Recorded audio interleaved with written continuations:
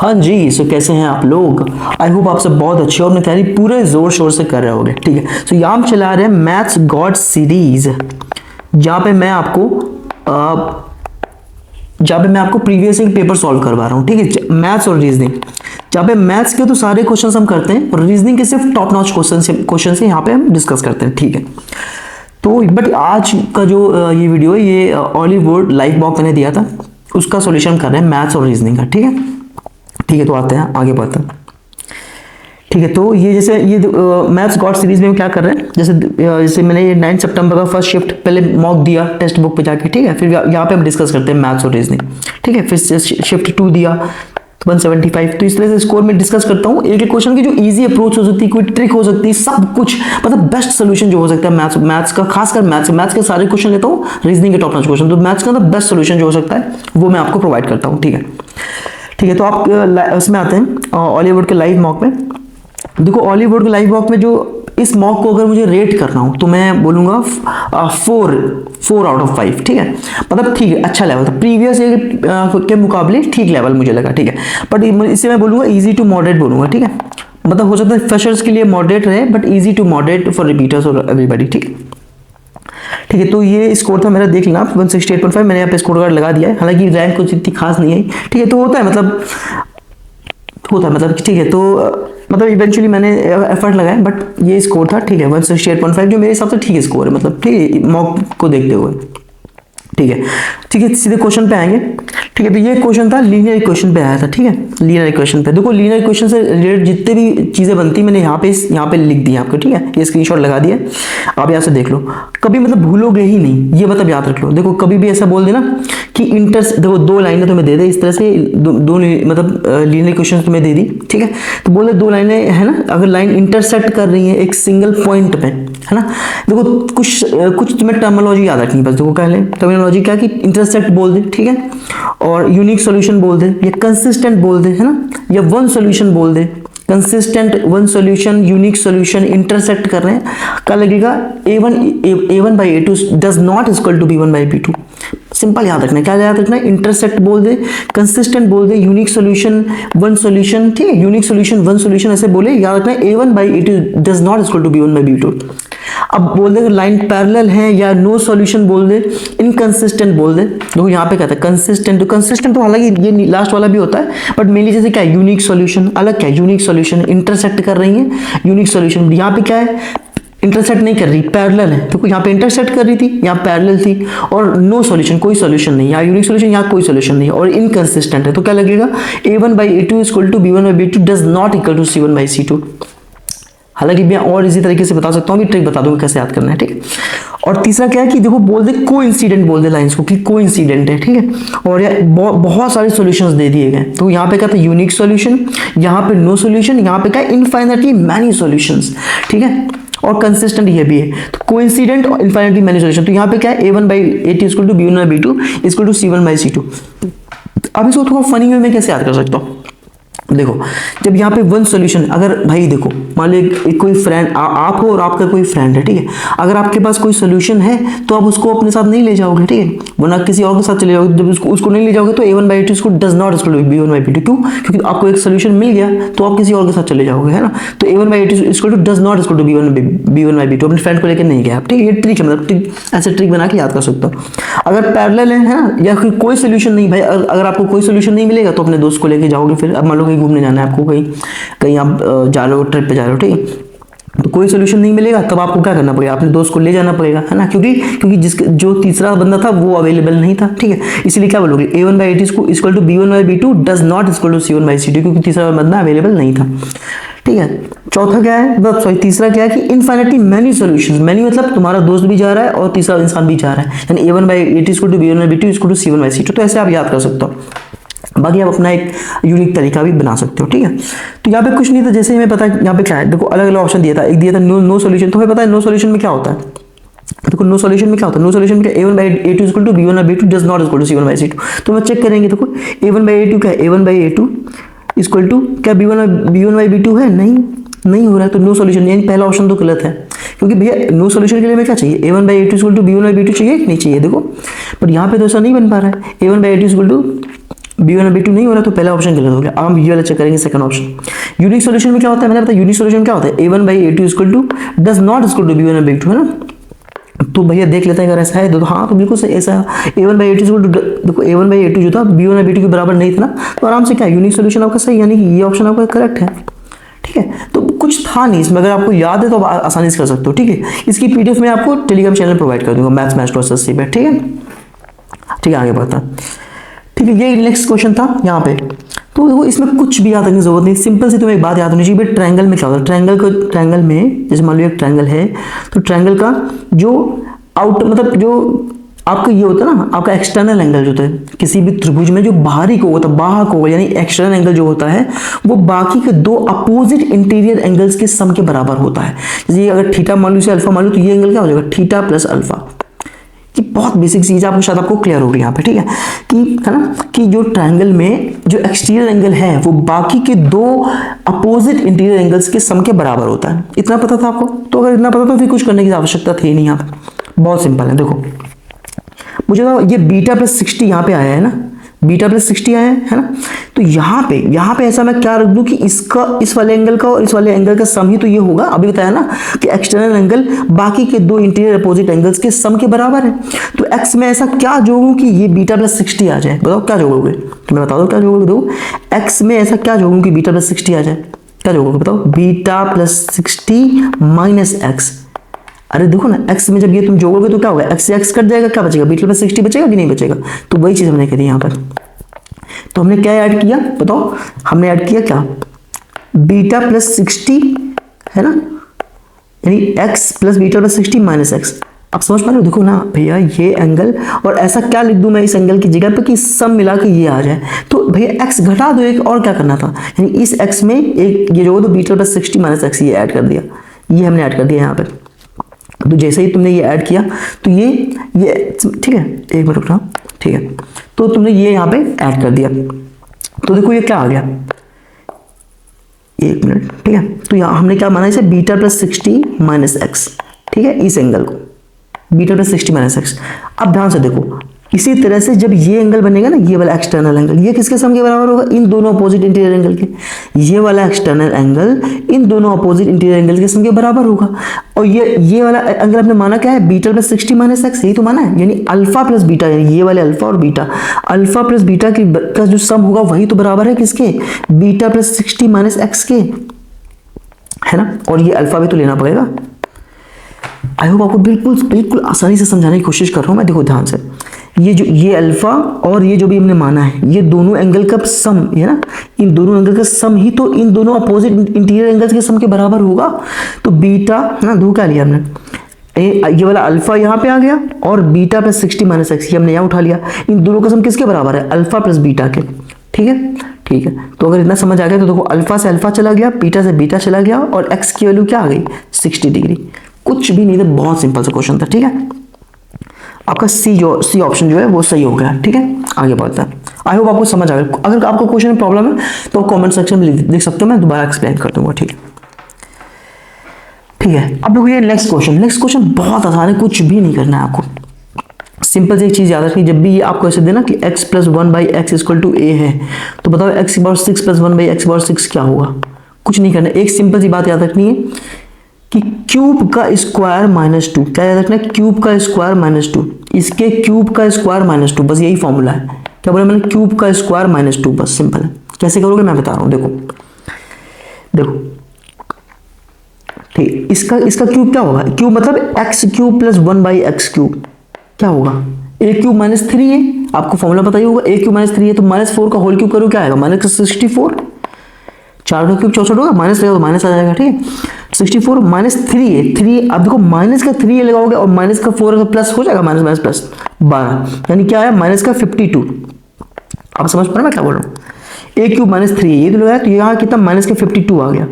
तो मैंने क्या क्यूब का स्क्वायर हमने कर दिया है ना, क्यूब का, सॉरी ये क्यूब आ गया, ये तो हमारा क्यूब आया, अब इसका स्क्वायर करना है। तो 52 का स्क्वायर क्या होता है, 2704, 52 का स्क्वायर होता है 2704, अब 2704 में 2 घटा दो कितना, 2702। कुछ आपको करने की आवश्यकता नहीं थी, सिंपल सी बात, 2702 आपका आंसर हो गया। ठीक है, क्या कहते हैं, क्यूब का स्क्वायर माइनस 2, सिंपल है। X plus one by x equal to अगर माइनस ये ए लिखा हुआ है तो भैया X cube plus one by X cube क्या होता है, A cube minus three A होता है कि नहीं होता है, तो वही तो बस किया हमने यहाँ पे, देखो ए क्यूब माइनस थ्री ए कर दिया, कितना आ गया माइनस के 52 आ गया। इस मैंने कहा क्यूब का स्क्वायर, अब इस बाउंड का स्क्वायर का 2704, अब स्क्वायर आपको याद होना चाहिए, 2704 में से 2 घटा दो 2702 आपका आंसर हो जाएगा, सिंपल है। ठीक देखो भैया, अगर आपको कैलकुलेशन फास्ट करनी है ना तो 30 तक की आपको टेबल याद होनी चाहिए, और 30 तक की आपको क्यूब याद होनी चाहिए, और 55 तक के स्क्वायर आपको याद होने चाहिए, वो भी मतलब जो हिंदी में। ठीक है, ठीक है, आगे देखते हैं। नेक्स्ट क्वेश्चन देखो क्या बोला, कह रहा था rate of interest for the first 5 years is 13% per annum. पहले 5 साल के लिए रेट क्या है 13%, अगले 5 साल के लिए कितनी है 15%। देखो पहले 5 साल के लिए 13%, क्योंकि सिंपल इंटरेस्ट ही चल रहा है तो कितना ब्याज मिलेगा, देखो सिंपल इंटरेस्ट चल रहा है कितना ब्याज मिलेगा 65%। जब भी सिंपल इंटरेस्ट इस तरह से सीधे आपको इंटू करना है, कुछ और नहीं करना। अगले 5 साल के लिए 15%, तो अगले 5 साल के लिए 15% तो कितना 15 बना कितना 75%। ठीक है, बियॉन्ड उसके बाद 20% लगेगी। ठीक है, if the simple interest for 15 years is 14, तो ये 10 साल तो तुमने ले लिए, 5 ये 10 साल हो गए। 15 साल का अगर ये है तो भैया बचे कितने, आगे 5 साल ही तो बचे, और अगले 5 साल में कितनी लगनी थी, देखो 20% लगनी थी, तो अगले 5 साल के लिए 20% की रेट लगेगी, तो भैया टोटल कितना मिला 100%, 20 पंचे 100, तो टोटल कितना मिल गया यहाँ पर, देखो 5 पर 10, 7 13 14 और 240%, यानी 240% ब्याज मिल गया। ठीक है, और 240% की वैल्यू हमें कितनी दे रखी है 1440। अरे देखो ना क्या क्या पूरे 15 सालों में कितना मिल गया हमें 1440 रुपए। ये क्या बोल रहे हैं, देखो पूरे 15 सालों में 1440 ये रुपये हमें मिला है ब्याज। तो इसकी वैल्यू दे दी गई है, हमसे पूछा है प्रिंसिपल बता दो कितना है, तो भैया 24 छंगा 144। ठीक है, ठीक है, तो भैया 24 छंगा 144 है ना, और ये 0 से ये 0 चला गया, तो 100% उधर ले जाओगे तो 600, यानी 600 रुपए आपके क्या था आपका प्रिंसिपल था। बहुत सिंपल तरीके से आपको इस तरह से करना था। ठीक है, आगे बढ़ता है, इसकी वैल्यू पूछी हुई है। ठीक है, कोई दिक्कत नहीं, सिंपल तरीके से कर दो, बॉड मास रूल आपको पता ही होगा। ठीक है, तो वो 8 है इंटू कर दो। ठीक है, 3 चौक कितना हुआ 12। ठीक है, ठीक है, 8 ये देखो 7 3 गुणा 7 बटे 8 कितना हुआ 24। ठीक है, और 3 8 24 है ना। अब भैया इसे काट दो कितने 4 से, 4 दूनी 8 4 3 12 कितना आ गया 21 बटे 2, 8 गुणा 21 बटे 2, 2 चौको 8 कितना 21 चौक कितना हुआ 84। तो कुछ था ही नहीं। ठीक है, सिंपल क्वेश्चन था तो इसे थोड़ा जल्दी से कर दिया। आगे बढ़ते हैं, कह रहा है A can complete a certain work in 40 days। A किसी काम को 40 दिन में करता है। ठीक है, ए किसी काम को 40 दिन में करता है। B is 25% more efficient than A. B 25% ज्यादा एफिशिएंट है। अगर बी 25% ज्यादा एफिशिएंट है तो कम समय लेगा ना बी, फिर तो देखो लिखना नहीं है तो मैं बार बार की एफिशिएंसी लिख रहा हूँ, सीधे उल्टा कर दो। अब यहाँ से 5 और 4 5 8 8 चौक 32, यानी बी कितना समय लेगा 32 लेगा। आप समझ में कैसे क्या भैया 1/4 होता है ना, 5 4 कर दो, 1 बटे यानी 4 से 5 करते हैं, 5 से 4 करते हैं, 5 8 40 4 बटे 32, यानी बी 32 दिन लेगा। सी 28%, सी जो है वो 28% more efficient than B. C B से भी 28% ज्यादा है, तो 28% एफिशिएंट क्या होगी 4 से 28 25 हो, 25 से क्या करोगे 32 करोगे, 25 से 32 करोगे तो 32 से 25 कर दो, तो 32 से 25 करोगे तो कितना 25 आ गया। समझ गए, मन में ही करना होता है, हर चीज को लिखना नहीं, आपको हर चीज लिखोगे तो फिर टाइम ज्यादा लगता है। ठीक है, ये आ गई आपके दिन, इतने दिन इन्होंने लिए हैं। ठीक है, अब इसका एलसीएम ले लो यहाँ पे, तो एलसीएम कैसे लोगे 32 तो आएगा ही, क्योंकि 2 की सबसे बड़ी पावर 32 यहाँ पे दी गई, तो 32 अब लो गई, 25 अब लो गई। ठीक है, तो बस हो गया, यही आ जाएगा। ठीक है, तो अब 40 काटना, 40 कैसे काटोगे, देखो 8 इससे चला गया और 5 इससे चला गया, तो यहाँ बचा 4 और यहाँ बचा 4 5, तो 4 पंजे कितना हो गया 20 बचा। तो कैसे करा मैंने, तो 40 करना था तो 8 यहाँ से निकाला, 5 यहाँ से निकाला, तो यहाँ 4 बच गया, यहाँ 5 बच गया, 4 पंजे कितना 20, 32 घटा दो 25, 32 हटा दो मतलब। ठीक है, 25 से भाग दोगे तो यहाँ बचेगा 32। ये आ गई इनकी एफिशिएंसी। अब कह रहा है they work together for 5 days, 5 दिन काम करते हैं साथ में। तो अगर 5 दिन साथ में काम करते हैं तो 20 25 कितना 45, 45 32 कितना 77, 77 की एफिशिएंसी से 5 दिन काम करेंगे तो कितना काम कर देंगे 5 से 35, 5 से 35 नहीं 385 काम कर दिया। और ये काम कितना है, टोटल वर्क निकालो, 25 दूनी 50, 25 से 75 5 80, यानी 800, टोटल वर्क था 800, किया 385, तो कितना काम बच गया 415। कह रहा है कि रिमेनिंग वर्क ए कितने दिनों में करेगा, तो ए की एफिशिएंसी कितनी थी 20, 20 से भाग दे दो, तो भैया 5 को 20, 5 8 40, 5 3 15, 5 3 15, 83/4 आपका आंसर आ जाएगा, 83/4। ठीक है, तो ये देखो 20 चौक 80 क्या लिखा, 20 सही 3/4, 20 चौक 80 प्लस, यानी मिक्स फ्रैक्शन लिखी है कि नहीं लिखी है, तो 20 चौक 80 प्लस 3 83/4। ठीक है, तो बहुत आसान था। बस देखो ये चीज़ मैंने एफिशिएंसी वाली चीज़ कैसे बताई, क्या कोई लिखनी नहीं है, मन में ही कर लेनी है आपको। ठीक है, ठीक है, आगे बात है। ठीक है, यहाँ देखो कह रहा है कि the central angle of a sector is 57 degree. Central angle दिया है सेक्टर का, सेक्टर पता है ना आपको, ये देखो इस सर्कल है और यहाँ पे जो एक पिज्जा की पीस काट, बड़ा सा गोल पिज्जा समझो, उससे एक ट्रायंगुलर पीस काट लो, वही समझो एक क्या है आपका एक सेक्टर हो गया। ठीक है, तो इसका सेक्टर का जो एंगल है ये हमें 57 दिया है। ठीक है, और उसकी जो आर्क कहाँ, ये वाली जो ये लेंथ है, ये वाली, इसे आर्क बोलते हैं, ये दिया 114 पाई। तो आर को हम एल से रिप्रेजेंट करते हैं, तो एल कैसे निकालते हैं, 2 पाई आर, भाई सर्कल की सर्कमफ्रेंस के 2 pi R into theta by 360 degree. भाई टोटल एक चक्कर पूरा कितने का होता है, 360 डिग्री का, उसमें से इस सेक्टर की वैल्यू कितनी, 57 डिग्री बटे 360 डिग्री। ये तो आ गई चाप की वैल्यू। ठीक है, और ये हमें कितनी दी है, 114 पाई, 1114 पाई। ठीक है, क्लियर। देखो जो उन्होंने कहा कि 114 पाई चाप की लंबाई, तो उन्होंने बराबर कर दी। ठीक है, अब देखो पाई से पाई चला गया काट भैया, 19 से 57, 19 छंगा 114। ठीक है, ठीक है, तो इसे काटो 3 120 है ना, 12 36, और यहाँ आ जाएगा 60। तो आर की वैल्यू क्या आ गई, आर की वैल्यू 66 कितना, 36, 360 क्या यूनिट्स, डिग्री थोड़ी लिख दोगे मेरे भाई, 360 यूनिट्स। ठीक है, ये आपका आंसर होगा इवेंचुअली। ठीक है, बहुत सिंपल था, कुछ नहीं लगा भाई। देखो 2 पाई आर पूरी परिधि होती है, इसमें से इसका हिस्सा क्या है, तो जो इसका एंगल है बटे 360 डिग्री, ऐसे करोगे तो एल की वैल्यू निकल आएगी, एल जो आपका चाप होता है। क्लियर है, यही किया बस हमने। आगे बात है, देखो कह रहा है Rohit and Anu got married 25 years ago. ठीक है, and Rohit is 6 years older than Anu. कह रहा है रोहित जो है ना वो अनु से 6 साल बड़ा है। ठीक है, at the time of marriage Anu is 9/11 of the age of Rohit. At the time of marriage Anu is 9/11 of the age of Rohit. भैया देखो अगर अनु और रोहित का 9/11 थी, तो आज अगर उनकी एज में 6 साल का अंतर है, तो तब भी 6 साल का ही अंतर रहा होगा, है ना, अंतर थोड़ी चेंज हो जाएगा। तो 2 यूनिट की वैल्यू कितनी आ गई, 6, 1 की वैल्यू कितनी है, 3, तो 11 की वैल्यू 33 और 9 की वैल्यू आ गई 27। ठीक है, तो ये कब की, eight the time of marriage, और मैरिज कब, 25 साल पहले। तो हमें 25 साल बढ़ाने पड़ेंगे अगर हमें अनु की प्रेजेंट एज निकालनी है। हमसे पूछा find the present age of Anu, तो भैया 25 साल इसमें बढ़ा दो, 27 में 25 जो कितना आ जाएगा, 52, 27 5 32 20 52, तो 52 वर्ष आपका क्लियर आंसर हो गया। ठीक है, सिंपल सा क्वेश्चन था, कुछ टफ नहीं था इसमें। आगे बढ़ता है, आगे कह रहा है A and B are 2 persons, A और बी दो कोई लोग हैं। ठीक है, इसमें से ए जो है वो 20% और बी 25% अपनी इनकम का क्या करते हैं, बचाते हैं। ए और बी दो लोग हैं, ए 20% और बी 25% अपनी इनकम का बचा लेते हैं, सेव कर लेते हैं। ए की जो इनकम है, the income of A increase by 20%, ए की इनकम 20% बढ़ गई, and his expenditure is increase by 50%। कोई दिक्कत नहीं है, देखो कैसे करना है, ये रहा ए, ये रहा बी। सिंपल मंत्र याद रखो, IES Indian engineering services, income बराबर एक्सपेंडिचर प्लस सेविंग्स। थोड़ा सा हम दूर लिख देता हूँ, बहुत फास्ट लिख दिया। ठीक है, IES income equal to IES expenditure plus savings. ठीक है, ठीक है, कह रहे ए जो था 20% बचा रहा था, 20% फ्रैक्शन क्या होती है, 1/5। यानी अगर मैं मान लेता हूँ कि ए की इनकम 500 थी, तो कितना बचा रहा था, 100, तो खर्चा कितना कर रहा था, 400।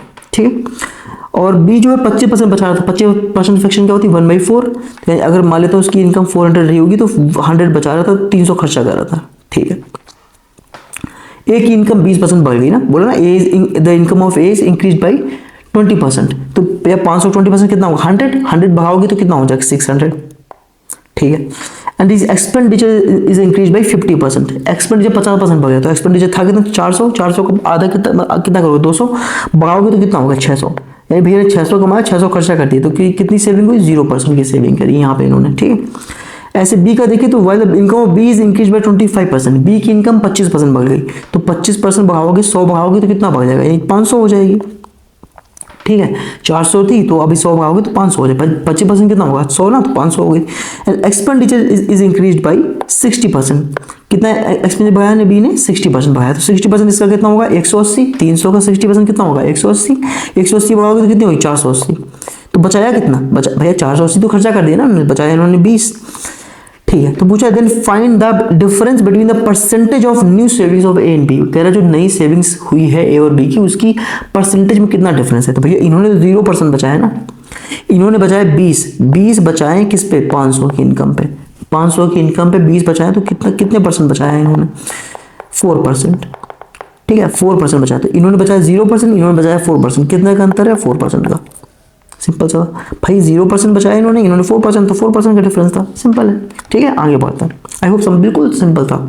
ये मंत्र याद रखो, IES Indian engineering services, Indian engineering services, income equal to expenditure plus saving. ठीक है, आगे बढ़ता है। ठीक है, सिंपल सा मिक्सचर एलिगेशन क्वेश्चन था जो तुम एलिगेशन से लगा सकते थे। ठीक है, vessel A contains liquid M and liquid N। तो कोई दो लिक्विड है, एक M है और एक N है। ठीक है, अच्छा सॉरी एक मिनट रुकना, हाँ कोई दिक्कत नहीं है, एक मिनट। देखो दो बर्तन है ए और बी, इसमें M और N का जो रेशियो, जैसे ए है और ये रहा बी, इसमें M और N का कोई M और N कोई दो लिक्विड है, उनका जैसे M का मतलब ए में जो M और N का रेशियो कितना है वो है 13:8, 13:8।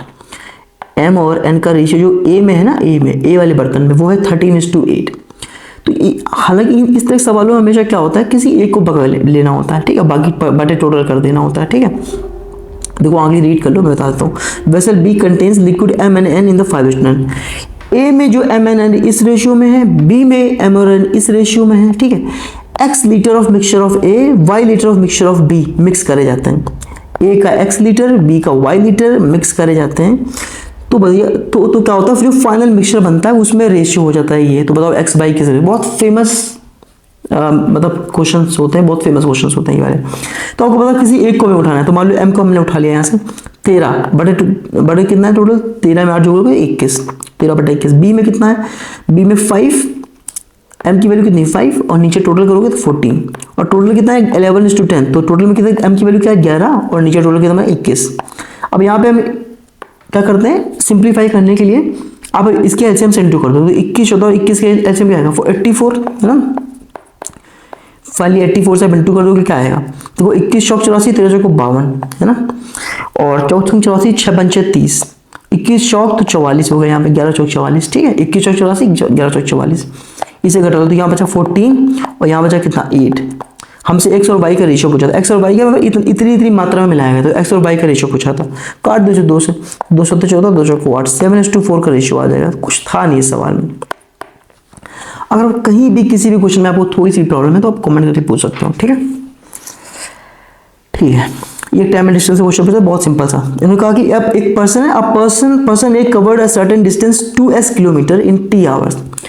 t आवर्स में 2s किलोमीटर कवर करे पर्सन ए ने। पर्सन बी कोई दूसरा इंसान है जिसने s/4 किलोमीटर 1.t आवर्स। ठीक है, बोला दोनों की स्पीड का रेशियो बता दो। ठीक है, सिंपल भैया 4 बराबर क्या होता है, स्पीड क्या है, दूरी बटे समय, यानी कि डिस्टेंस बाई टाइम। 4 बराबर दूरी बटे समय, वही लगाना, सिंपल सी बात है।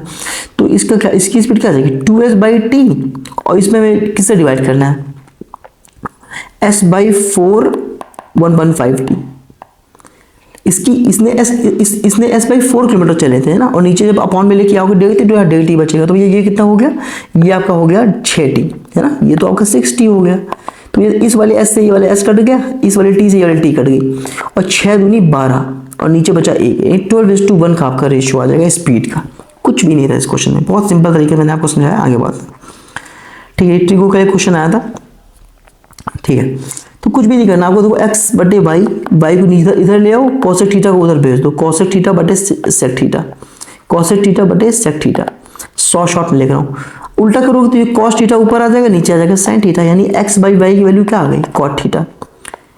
ठीक, हमसे पूछिए इसकी वैल्यू, तो भाई tan थीटा की वैल्यू क्या हो जाएगी y/x हो जाएगी, और कॉट थीटा क्या है x/y, क्या आएगा ऐसे लोगे तो y² - x² बटे xy।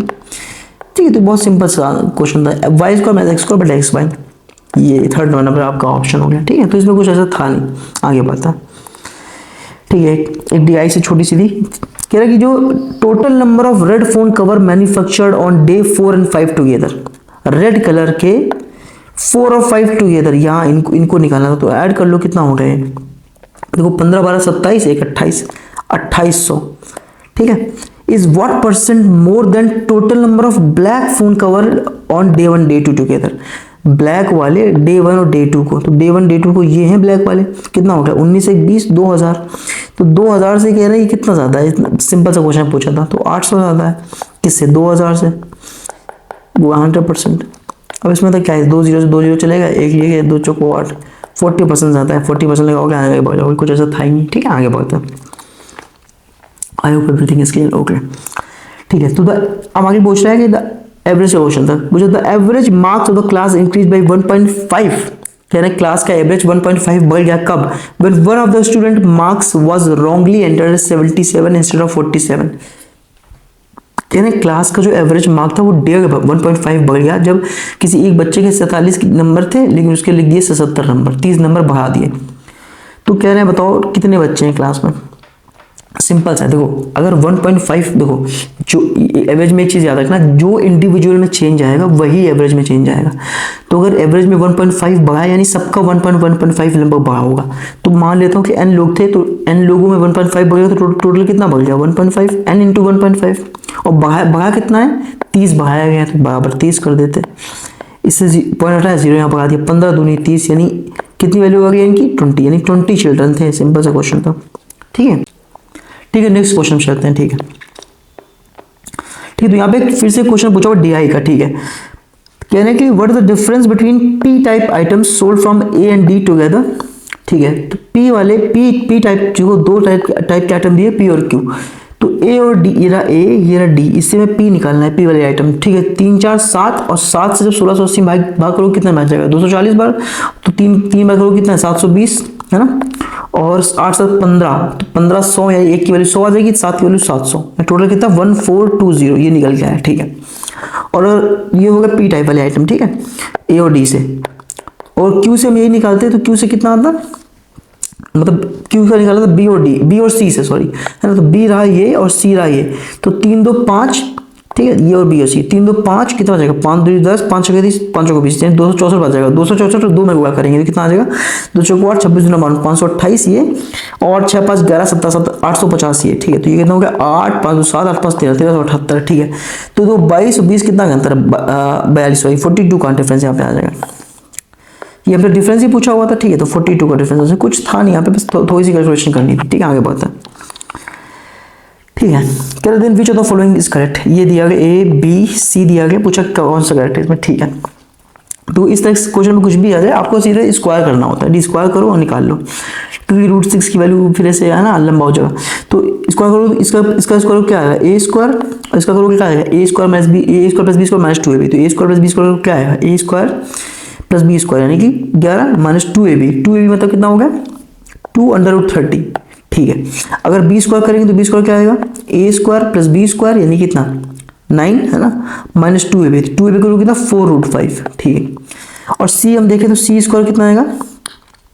ठीक है, आप चाहो तो यही दोनों चेक कर सकते हो, क्योंकि ठीक है अभी यही दोनों चेक कर लेते हैं, इनमें दोनों कौन बड़ा छोटा पूछा ना कि बड़ा छोटा कौन है। ठीक है, तो अब इन्हीं दोनों को चेक कर लो। ठीक है, C पे बात हो जाएंगे। ठीक है, तो देखो यहाँ पे अब देखो, अगर मैं √30 को मैं 25 भी मान लूँ ना, 25 लगभग 25 मान लेता हूँ कि 25, तो 25 का स्क्वायर रूट क्या होगा 5 5 2 10 लगभग 1 के आसपास आ रहा है, 1 के आसपास आ जाएगा अगर 25 भी मान लेता हूँ वैसे। ठीक है, और √5 की वैल्यू आपको पता हो 2.236 होती है, अगर नहीं पता तो याद रख लो 2.236, तो मैं 2.2 ले लेता हूँ सर, तो 22 चौक कितना हुआ 88 यानी 9 माइनस 8.8, तो कितना आया, ये तो 0.2 आया, यानी सीधे सीधे हम देखें तो A की वैल्यू होगी B से बड़ी ही आएगी। आप समझ गए मैं क्या बोल रहा हूँ। देखो √2 कितना 1.414 है ना, √3 कितना होता है 1.732 और √5 2.236। आपको ये तीन स्क्वायर रूट तो याद ही होना चाहिए, √2 याद होना, √2 कितना है 1.414, √3 1.732, √5 2.236। ठीक है, देखो है ना, तो अगर √5 की जगह 2.2 रख दोगे 22 चौक 88 8.8 घटाओगे 9 से कितना बचेगा 0.2, तो सीधे सीधे पता चला कि A जो है B से बड़ा है। अब आप ऑप्शन में आके देखोगे A B से बड़ा है। ठीक है, इस ऑप्शन में A B तो ये कट गया क्योंकि A B से बड़ा है। हाँ, यहाँ पे A B से बड़ा दिया गया, यहाँ पे तो कट जाएगा और यहाँ पे भी कट जाएगा, क्योंकि यहाँ देखो ना, अच्छा यहाँ पे सॉरी यहाँ पे A जो है B से बड़ा दिया गया। ठीक है ठीक है ठीक है, 1 मिनट रुकना। ठीक है, देख लेते हैं, 1 मिनट रुकना। तो हमें फिर C को भी चेक करना पड़ेगा, क्योंकि दो ऑप्शन में एक तो यहाँ पे ए बी सी भगा दिया गया है ना, और एक हमें यहाँ पे भी ए जो है बी से भगा दिया गया, ठीक है। तो हम सी को भी चेक कर लेते हैं, कोई दिक्कत नहीं है। तो सी का भी एक स्क्वायर कर दो, कोई दिक्कत नहीं है। यहाँ पे देखो सी का स्क्वायर करोगे क्या आएगा, ए स्क्वायर प्लस बी स्क्वायर करोगे तो क्या आएगा 7, ए स्क्वायर प्लस बी स्क्वायर यानी 7 है ना, माइनस 2ab यानी 4√3। तो √3 भी बताया मैंने क्या 1.7, तो 1.7 भी ले लोगे 7 चौको 68 यानी कितना हो गया 6.8। यहाँ भी 0.2 आ रहा है, सिंपल सा दिख रहा है भैया कि देखो 1.73 लेते ना, अब वहाँ पे आप कितना लेते हैं 2.23 है ना। तो अब जब गुणा करते तो ये कहीं ना कहीं बी आपकी वैल्यू बड़ी आ जाती है। आपको साफ साफ दिखा दो, मैं दिखा देता हूँ आपको। मान लो आप ये रखते हैं ना 4, यहाँ पे रखते हैं 4 × 2.23 पॉइंट के बाद लगभग 2 पॉइंट अब तो आप लेते ही हो, ठीक। गुणा कर लो 23 चौकों के सही, 4 3 12, 4 दूनी 8 9 और 4 दूनी 8, 8.92 आता। तो घटाते तो आपको इसका पॉइंट कितना बचता होगा, अगर 9 में से आप 8.92 घटाते हो कितना बचता 0.08 ऐसे कुछ बचता आके। यहाँ पे आपको और भी कम बचता अगर मैं 1.73 से इंटू कर दूँ, तो सीधे सीधे पता चलेगा कि ये ऑप्शन तो आपका करेक्ट नहीं है, आपका ये ऑप्शन है, ठीक है। तो मैं अभी थोड़ा तो मैं लग रहा है बहुत कॉम्प्लिकेटेड लग रहा है, मैं इसे साफ कर देता हूँ पहले। देखो पहले तुम्हें कुछ नहीं करना, आपको √2 की वैल्यू होती है 1.414, √3 1.732 और √5 2.236। आपको एटलीस्ट ये 3 वैल्यू तो आपको याद ही होनी चाहिए, ठीक है। इसके अलावा जैसे ही इस तरह के क्वेश्चन आपको दिया करे, आपको सिंपल कुछ नहीं करना, सीधे स्क्वायर करना है, स्क्वायर करके कंपेयर कर लेना है, ठीक है। जैसे मैंने वहाँ पे लिखा था 30, तो मैंने से 25 करके देख लिया, क्या है ना 36 मतलब आप समझ 20 पहले छोटा करके देख लो, ठीक है। आई होप आपको समझ आ गया होगा, बिल्कुल सिंपल सा क्वेश्चन था। आप थोड़ा रिवाइंड करके फिर से देख सकते हैं आप इसे, ठीक है। आप बस वैल्यू पुट करोगे आपको आ जाएगा, ठीक है। तो ये 3 वैल्यू कहीं ना कहीं आपको पता होनी ही चाहिए, ठीक है। आगे बढ़ता है, ठीक है। अगला क्वेश्चन दे रहा है, कह रहा है कि Denis and Nadia bought a jeans each paying an average amount of 650, ठीक है। यानी डेनिस, तो डेनिस एक जीन्स लेता है, एक जीन्स नादिया लेती है, और दोनों का एवरेज प्राइस 650 है। तो सम कितना आ जाएगा, 2 से गुणा करना पड़ेगा, सम निकालने के 1300। Each of them also bought a trouser at an average price of 900। Denis ने एक ट्राउजर लिया, एक ट्राउजर नादिया ने लिया, और दोनों का सम प्राइस कितना है 900, यानी सम निकालोगे कितना आ जाएगा 1800, ठीक है।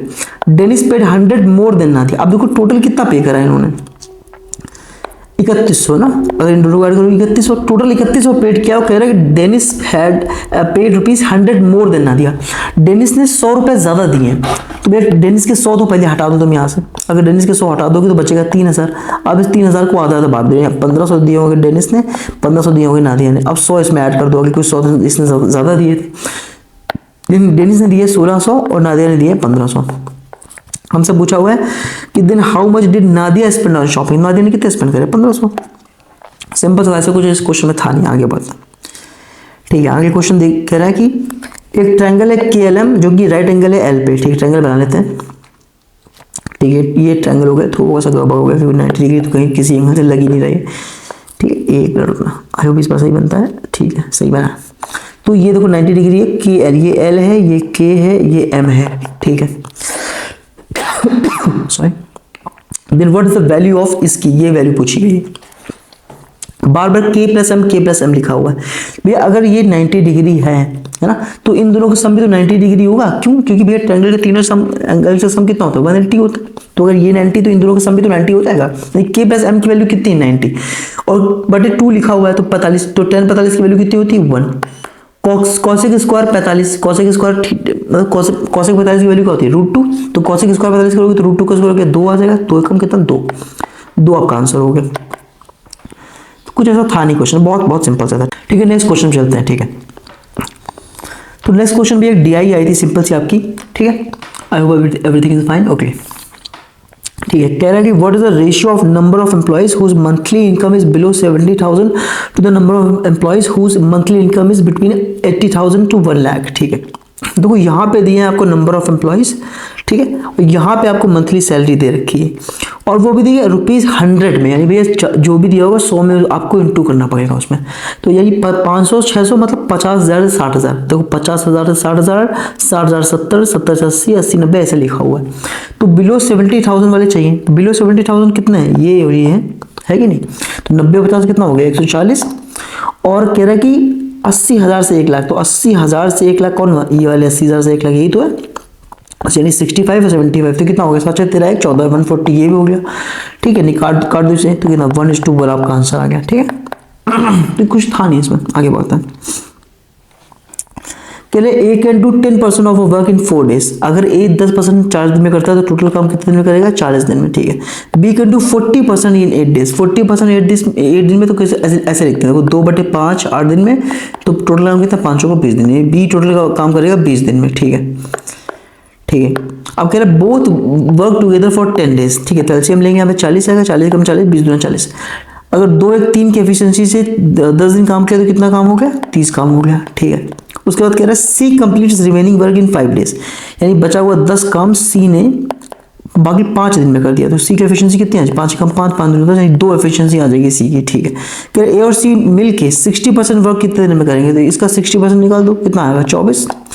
और ए और सी मिलके 2, यानी 1 ये और 2 इसकी एफिशिएंसी, 3 की एफिशिएंसी कितने दिन लगेंगे? 8 दिन लगेंगे। सिंपल सा है, 3 8 24। ठीक, आगे बढ़ते हैं। कह रहा है सॉलिड स्फीयर सरफेस एरिया ये दिया गया। भैया स्फीयर का सरफेस एरिया क्या होता है? 4πr²। ये दिया गया 324 पाई। पाई से पाई चला गया, 4 से काटो, 4/32, 4 कम 4, 81 का अंडर रूट कितना होता है? 9।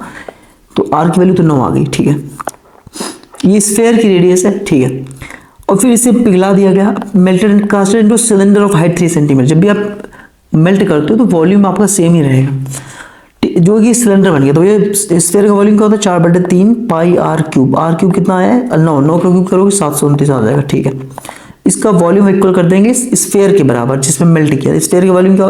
सॉरी, सिलेंडर के बराबर है ना, सिलेंडर में मेल्ट किया। तो सिलेंडर का वॉल्यूम क्या होता है? πr² h। एच उन्होंने 3 दे रखी। ठीक है, पूछा है बताओ इस स्फीयर की रेडियस और सिलेंडर की रेडियस में क्या रेशियो है। ठीक है, काट दो आप इसको, देखो पाई से पाई चला गया। ठीक है, और देखो 3 से काट दो, 3 दूना 6, 3 चौक 12, 3 तक 9, 3 8 24, 3 कम 3 81।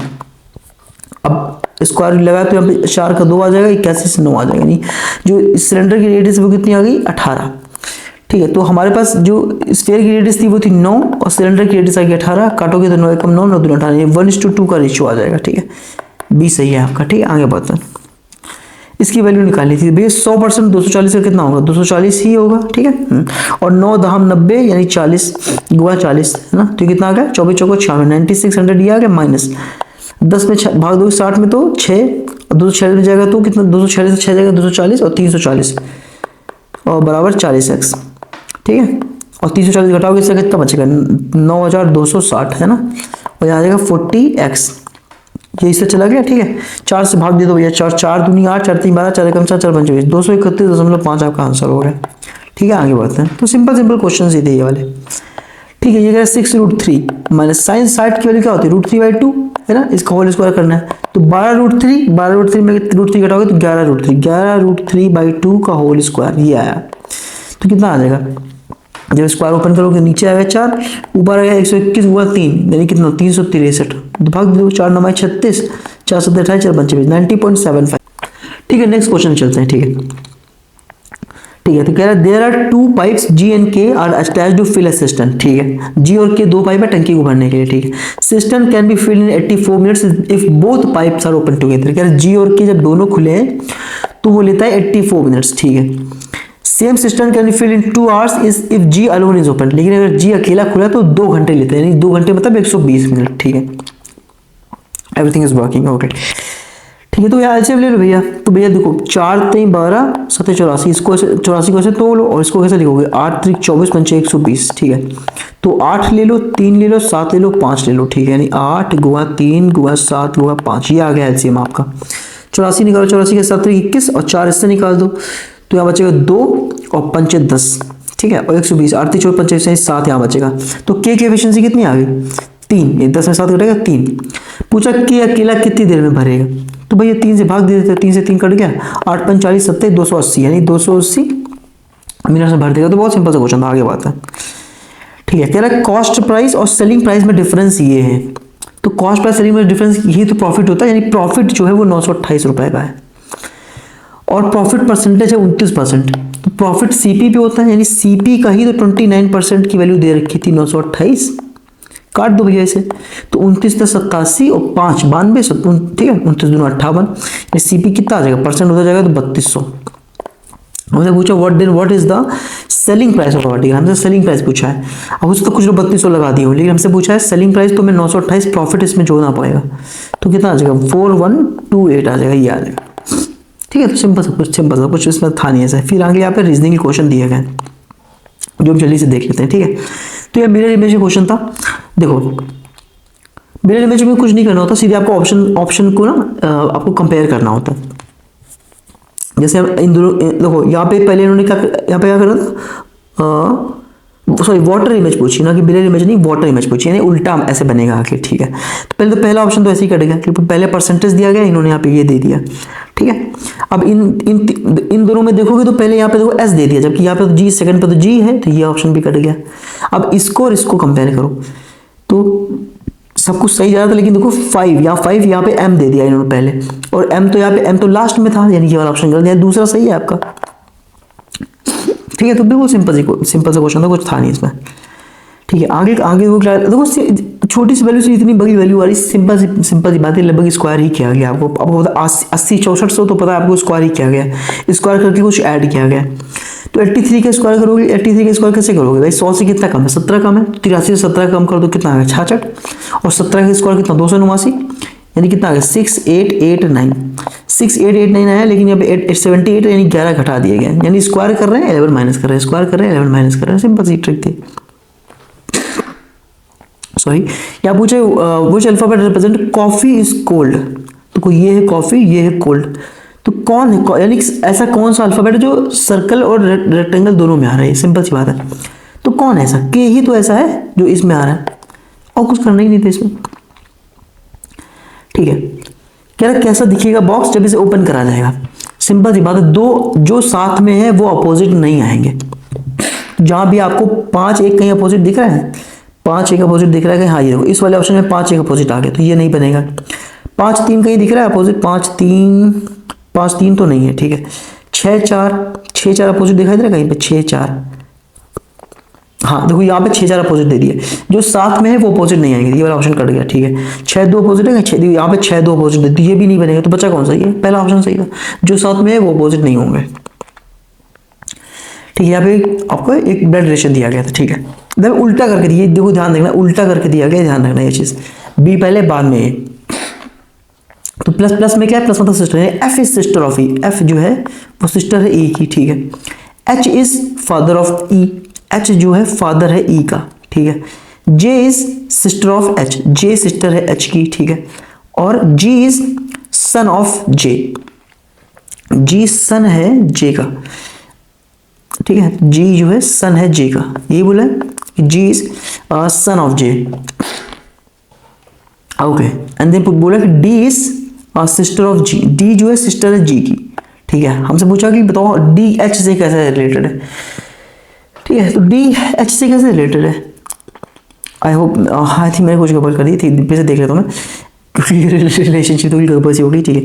फिर से देखता हूँ, F is sister of E, F sister है ई की, ठीक है।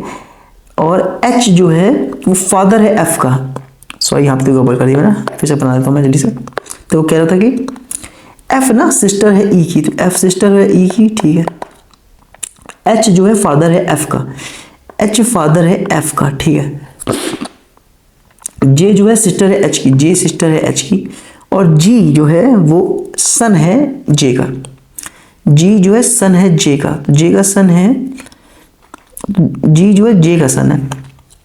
मैं ई को इधर बना देता हूँ इस तरह से यहाँ पे, तो जी जे का सन है, ठीक है। और डी जो है वो जी की सिस्टर है, डी जी की सिस्टर है। तो पूछा डी का एच से कैसा रिलेशन है, देखो एच क्या है, इसका अंकल है कि नहीं, डी इसकी क्या होगी, नीस हो गई, ठीक है। नीस की कभी कभी स्पेलिंग पूछ देता है, याद रखना, NIEC इंग्लिश में पूछ देता है, ठीक है। तो सिंपल था, याद रख, बस इसमें याद रखना कि बी पहले दिया था, ए बाद में दिया, और कुछ था नहीं, बहुत सिंपल था, कोडर ब्लड रिलेशन था, बहुत सिंपल था। आगे देखता है, यहाँ पे एक सीटिंग अरेंजमेंट दे रखा है, ठीक है। 7 पीपल है, एक लाइन में बैठे हुए हैं, ठीक है। तो 1 2 3 4 5 6 7, ठीक है।